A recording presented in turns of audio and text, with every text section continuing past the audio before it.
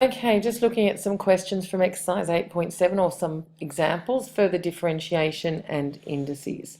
First example is to differentiate 8 times the cubed root of x. Now I'm going to let y equal 8 times the cubed root of x. Now that really means 8 times x to the power of a third. So if I want to differentiate that, remember that 8 is the constant, so it will be 8 times. Now it doesn't matter that this is a fractional power, it still is a power of x. So you bring the third to the front, write the x down, and we need to reduce this third by 1. So we do 1/3 minus 1, which is negative 2/3. Now, notice the question is not written with negative indexes or fractional indexes, so we really need to change the way that this looks. It needs to be in root notation and no negative indices. So this will be 8 over 3. And if it's x to the negative 2/3, then that's the same as 1 over x to the 2/3. So I'll put that on the denominator. Now writing that not as a fractional index, it's 8 over 3. And down here I've got the cubed root of x squared. So we really need to be writing the answer the same way that the question is written out. In other words, not with negative fractional indexes. There are no negative fractional indexes there. Okay, the second example is to differentiate this. So if y equals 3x to the power of a half minus 4x to the negative 2, we're going to find dy dx. Okay? Now again, I've got fractional powers and negative powers, but it doesn't matter. It's still done the same way. So I've got 3 times, this is x to the power of something, so I bring the half to the front, x, and then I do a half minus 1 is negative a half, minus 4 times, be careful here, then I bring the negative 2 to the front, put my x and do negative 2 minus 1 is negative 3. Be really careful that you don't write negative 1 here because it's this power minus 1. So just be very careful with that. It's really a common error that people make. So this will be 3 over 2 times x to the negative a half. Now x to the negative a half is 1 over x to the half, so the x to the half goes on the denominator. Then we've got minus 4 times negative 2, which means plus 8. Now this is x to the minus 3. Instead of writing x to the minus 3 on the numerator, it's 1 over x cubed, and I'll write that on the denominator. Now, you can, look, this was written with power of a half. We can keep that as a power of a half. However, you can write it as 3 over 2 root x plus 8 over x cubed, okay? And you can actually write that, I suppose, as 8x to the negative 3 because there are negative powers there, but you can also write it this way. Sorry, that was just out of screen.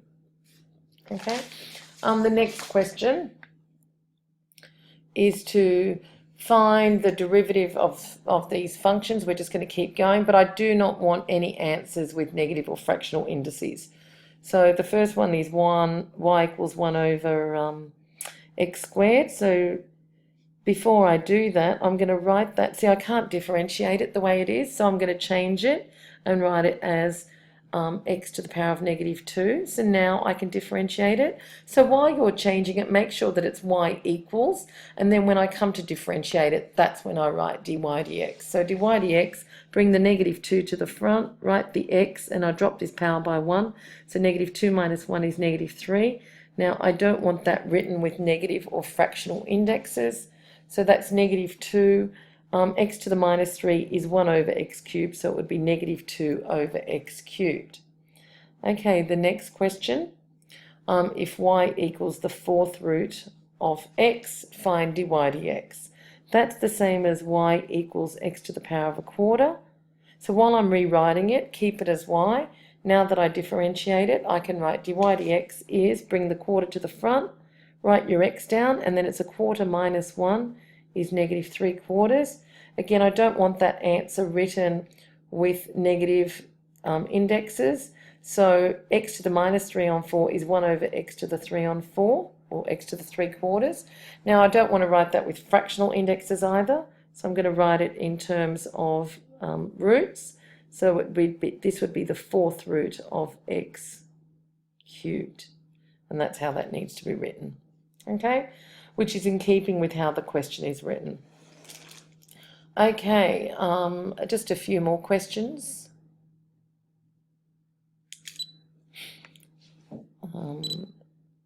Okay, if y equals negative 6 over x to the power of 4, we need to differentiate that.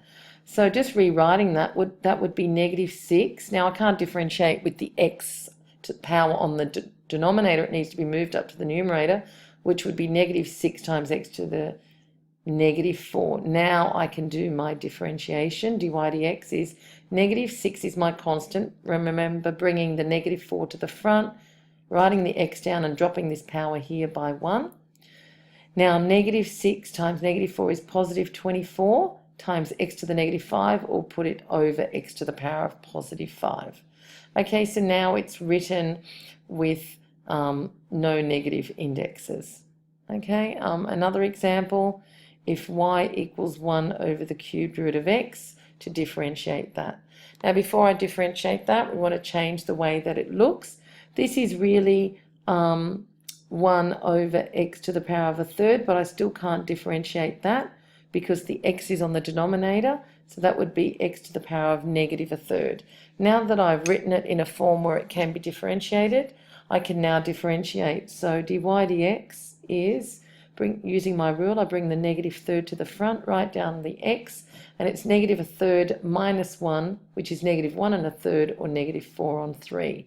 Now I need to write my answer, but without negative indexes. So instead of x to the negative 4 on 3, it would be 1 over x to the 4 on 3. And writing that without fractional indexes, this would be negative 1 over 3 times the cubed root of x to the power of 4. Okay, just a couple more examples. If I've got that y is equal to 3 over 4 x squared down here. Okay, now just be careful with this one, because the 3 and the 4 are just the numbers, and if I move that x squared up to the top, it's x to the power of minus 2 on the numerator. So that's what y is.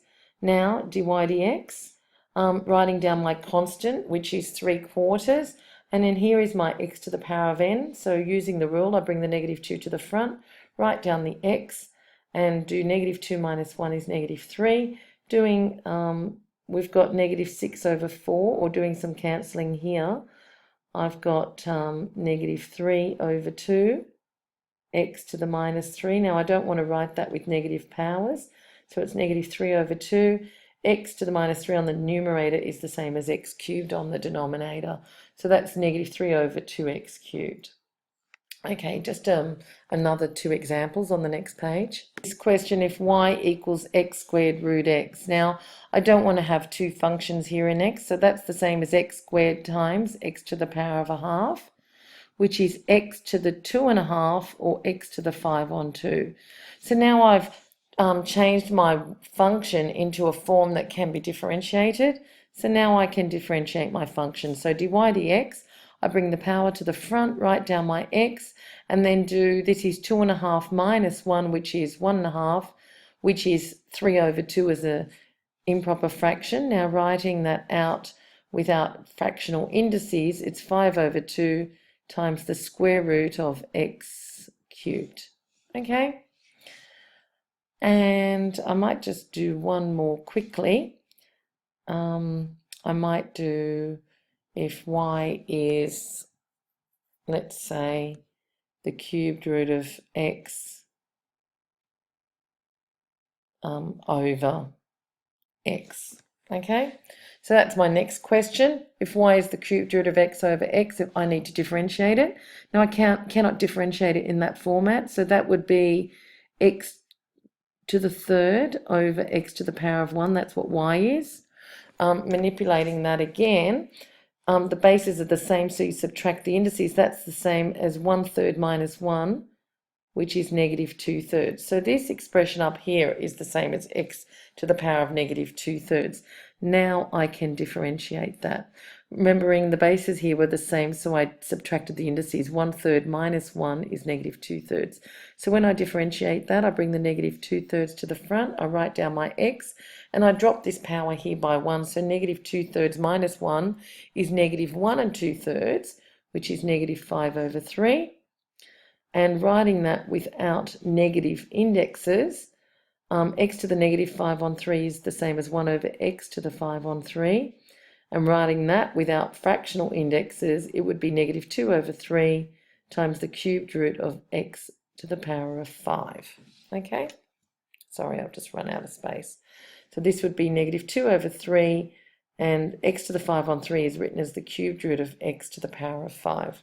All right, that's enough examples there.